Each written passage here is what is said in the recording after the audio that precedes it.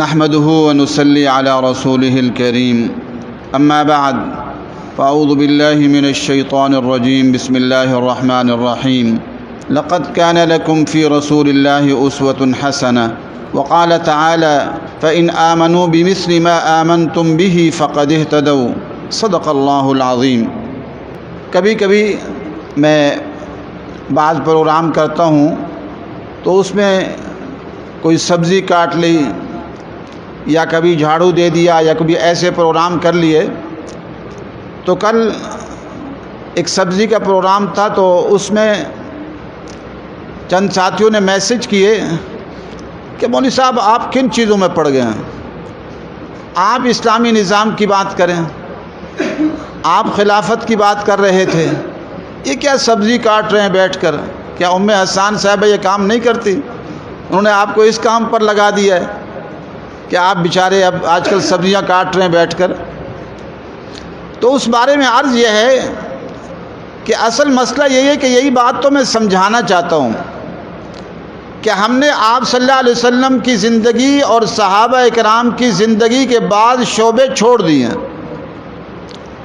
کچھ شعبے اختیار کیے اور بہت سارے شعبے چھوڑ دیے۔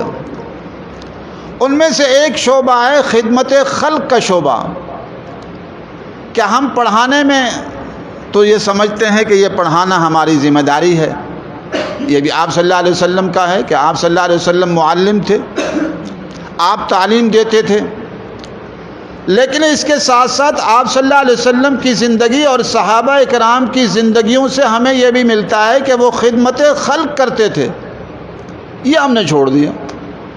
اب ایک عالم عمومی طور پر یہ سمجھ رہا ہے کہ میں کسی کی خدمت کروں، یہ کیسے ہو سکتا ہے؟ میری سارے خدمت کریں، ہم کیسے خدمت کریں لوگوں کی؟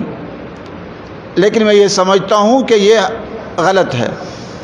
آپ صلی اللہ علیہ وسلم کی زندگی کے بہت سارے شعبے ہم نے چھوڑ دیے۔ آپ صلی اللہ علیہ وسلم کے بارے میں آتا ہے ایک سفر میں گئے تو وہاں کھانا پکانا تھا، تو اب طے ہوا فلاں یہ کام کرے گا، فلاں یہ فلاں۔ آپ صلی اللہ علیہ وسلم نے فرمایا میں لکڑیاں چن کر لاؤں گا۔ سبحان اللہ! تو اب کیا کمی تھی صحابہ اکرام کی خدمت کی؟ آپ صلی اللہ علیہ وسلم گھر میں آ رہے ہیں تو گھر میں آ کر آپ صلی اللہ علیہ وسلم کی تو بہت ساری بیویاں ہیں مدینہ منورہ میں، خدمت کی کوئی کمی نہیں ہے، لیکن گھر کے کاموں میں جوڑ رہے ہیں آپ صلی اللہ علیہ وسلم۔ پھر صحابہ اکرام کی زندگیوں کو قرآن یہ کہتا ہے کہ جب تک تم ایمان اس طرح نہیں لاؤ گے جیسے صحابہ اکرام ایمان لائے تو پھر معاملہ بنے گا نہیں۔ آپ صلی اللہ علیہ وسلم کی زندگی اور صحابہ اکرام کی زندگی۔ حضرت ابو بکر صدیق رضی اللہ تعالی عنہ خلیفہ بن چکے ہیں۔ حضرت عمر رضی اللہ تعالی عنہ کہتے ہیں کہ میرا ارادہ بنا کہ ایک غریب عورت ہے اور اس کا کوئی کام کرنے والا نہیں ہے، میرا ارادہ بنا اس کے گھر چلا جاتا ہوں، اس کے جو ہے برتن دھو لیتا ہوں۔ آج یہ عجیب سی بات لگ رہی ہے ہمیں کہ بھئی سبزی کاٹنا عجیب سی بات ہے، اور اعتراض ہو رہا ہے ام حسان صاحبہ کام نہیں کر رہی۔ ماشاءاللہ وہ اتنا بڑا مدرسہ سنبھال رہی ہیں، 3,500 طالبات ہیں، وہ بھی کام کرتی ہیں، اور یومیہ آج کل 6 سبق پڑھا رہی ہیں۔ تو جو اعتراض کر رہے ہیں وہ اپنی بیویوں سے پوچھیں کتنے سبق پڑھاتی ہیں، اور اس کے علاوہ اور بہت سارے کام دن کے وہ بھی انجام دیتی ہیں، گھر کے بھی، اور سبق پڑھانا مشکل ترین کام ہوتا ہے وہ بھی کرتی ہیں۔ تو ہمارے لیے یہ عجیب سی بات اس لیے لگ رہی ہے کہ ہم نے آپ صلی اللہ علیہ وسلم اور صحابہ اکرام کی زندگی کے بعض شعبوں کو چھوڑ دیا جو خدمت خلق کا شعبہ ہے، اور اسی سے تو اصل تواضع پیدا ہوتی ہے، اصل میں عاجزی کب پیدا ہوتی ہے؟ جب ہم یہ کام کریں، ذرا پڑھانا تو ذرا واہ بھائی واہ مولوی صاحب پڑھا رہے ہیں، بیان کرنا، پڑھانا، جلسوں میں خطاب کرنا، یہ کام تو آسان ہے۔ اصل کام ہے خدمت خلق کا، جو آپ صلی اللہ علیہ وسلم جو ذرا مشکل ہے، جس سے عاجزی بھی پیدا ہوتی ہے، تواضع پیدا ہوتی ہے۔ جب انسان یہ کرتا ہے تو اس سے عاجزی تواضع پیدا ہوتی ہے، اور تواضع سے بلندیاں ملتی ہیں۔ من تواضع للہ رفعہ اللہ ومن تکبر وضعہ اللہ۔ اب ہم نے دیکھا ہے کئی مرتبہ کہ مدارس کے اساتذہ ہاتھ میں جھاڑو لینے کو اپنے لیے بے عزتی سمجھتے کہ ہم جھاڑو دیں، اور اگر مدرسے کے باتھ روم ٹھیک نہیں ہے، صاف نہیں ہے، صفائی کرنے کو خود اساتذہ وہاں ہاتھ نہیں ماریں گے، گند پڑا وہ ہاتھ نہیں ماریں گے، طلباء سے کہیں گے یہ کام کر دو، یہ کام کر دو، یہ کام کر دو۔ حالانکہ آپ صلی اللہ علیہ وسلم کی زندگی جو تھی، اگر خندق کھو رہے ہیں تو خندق میں آپ خود بھی شرکت فرما رہے ہیں، پیٹ پر پتھر بندھے ہوئے ہیں۔ تو حضرت عمر رضی اللہ تعالیٰ عنہ کہتے ہیں کہ مجھے معلوم ہوا ایک عورت ہے، اس کے گھر میں کوئی برتن دھونے والا پتہ نہیں ہے کہ نہیں، میں نے کہا میں جا کے برتن دھوتا ہوں۔ اللہ اکبر۔ لیکن صبح صبح گئے، انہوں نے کہا آپ سے پہلے کوئی دھو کر چلا گیا۔ تو دوسرے دن اب یہ نہ سوچا آج کل کے ہم لوگ ہوتے کہتے چلو ٹھیک ہے جی دھو رہا ہے، اللہ اللہ خیر صلی اللہ۔ وہاں شوق خدمت خلق کا اتنا کہ نہیں میں نے دھونے اور میں نے سعادت حاصل کرنی ہے۔ دوسرے دن جلدی چلے گئے اور جا کر دیکھا تو حضرت ابوبکر صدیق رضی اللہ تعالی عنہ جو خلیفہ وقت ہیں وہ اس گھر سے نکل رہے ہیں برتن دھو کر۔ حضرت عمر رضی اللہ تعالی عنہ گشت کر رہے ہیں اور جا کر ایک عورت کو دیکھا کہ اس کے بچے رو رہے ہیں اور ہنڈیا میں کچھ چڑھا ہوا ہے۔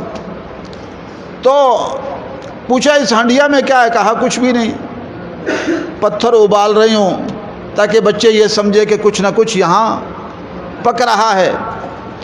تو حضرت عمر رضی اللہ تعالی عنہ آئے اور بیت المال سے کچھ سامان لیا اور خادم سے کہا میرے کندھے پر رکھ دو۔ تو خادم نے کہا حضرت میں جو حاضر ہوں۔ فرمایا نہیں، تم میرے کندھے پر رکھ دے۔ آج کل کوئی عالم، عام طور پر ہمارا مزاج بن گیا کہ علماء سامان اٹھانے کو پورا مجمع کام کرے گا، مولوی صاحب کام نہیں کریں گے۔ جیسے ہمارے استاد ایک ویسے مزاح کے طور پر استاد فرمایا کرتے تھے، مولانا مفتی ولی حسن صاحب کہتے ہیں مولوی اور مولی کا مزاج ایک بن گیا ہے۔ مولی کا مزاج یہ ہے کہ سب کو ہضم کرتا ہے لیکن خود ہضم نہیں ہوتا۔ مولوی سب کو کہتا ہے یوں کرو یوں کرو یوں کرو، خود پیچھے ہٹا رہتا ہے۔ آج کل تو یہ مولوی کا مزاج بن رہا ہے، تو یہ ٹھیک نہیں ہے۔ تو بہرحال حضرت عمر رضی اللہ تعالیٰ عنہ کندھے پر رکھ کے سامان لے گئے اور وہاں جا کر صرف یہ نہیں کہ سامان دیا، پکا کر کھلایا ان بچوں کو اور پھر واپس آئے۔ ایسے حضرت عمر رضی اللہ تعالیٰ عنہ گشت کر رہے ہیں رات کو، ہم نے یہ کام چھوڑ دیا۔ آپ صلی اللہ علیہ وسلم، میں تو کہتا ہوں تمام مدارس دینیہ کو خدمت خلق کا شعبہ بھی بنانا چاہیے، خدمت خلق کا شعبہ بھی بنانا چاہیے جس میں علاقے کی خدمت کریں جا کے، اور یہ کام ہم نے چھوڑ دیا۔ تمام مدارس دینیہ کو ایک دارالافتاء کی طرح دار المناظرہ والمباہلہ تیار کرنا چاہیے۔ ان باطل والوں کے لیے دائیں بائیں بہت سارے باطل والے ہیں جو دھڑلے سے کام کرتے ہیں اور چیلنج دیتے ہیں، لیکن اتنا بڑا مدرسہ ہے لیکن دائیں بائیں جو دین کے مخالفت میں کام کر رہے ہیں ان کو چیلنج نہیں دیتا، ان کے ساتھ بات بھی نہیں کر سکتا۔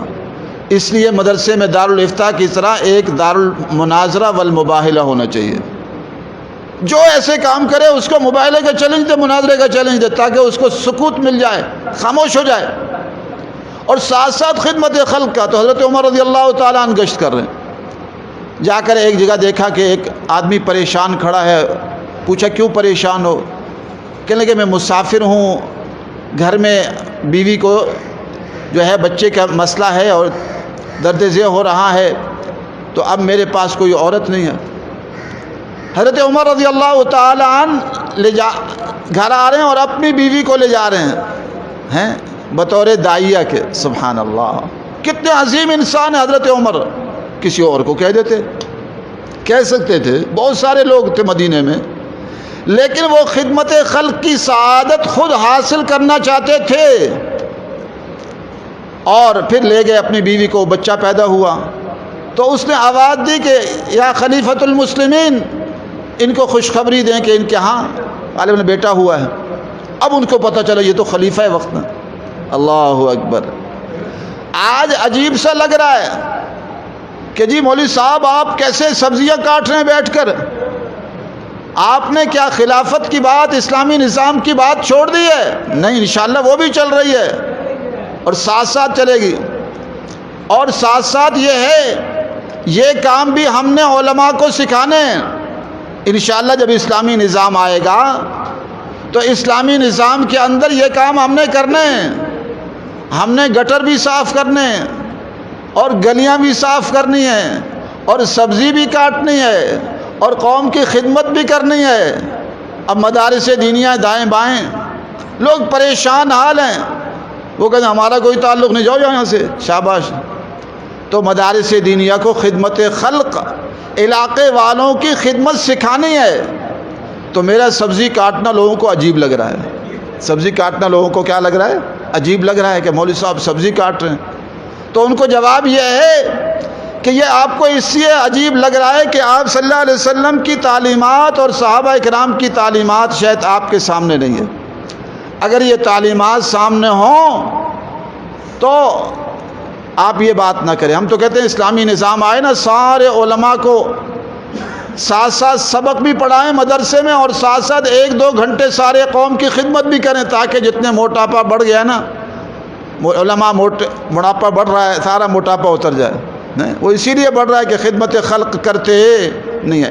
سب سے خدمت لیتے ہیں لیکن خدمت کرتے نہیں ہیں. تو اس لیے ضرورت اس بات کی ہے کہ ہم آپ صلی اللہ علیہ وسلم اور صحابہ کرام کا جو خدمت خلق کا شعبہ تھا، خدمت کے کتنے فضائل آتے ہیں. آج خدمت خلق کرو تو بڑا عجیب سا لگتا ہے لوگوں کو. تو بہرحال میں نے عرض کیا حضور صلی اللہ علیہ وسلم اور صحابہ کرام کی زندگیوں سے یہ سب کچھ ملتا ہے اور اسے ہمیں کرنا چاہیے. اللہ تعالی ہم سب کو اعمال صالحہ کی توفیق نصیب فرمائے. وآخر دعوانا الحمدللہ رب العالمین.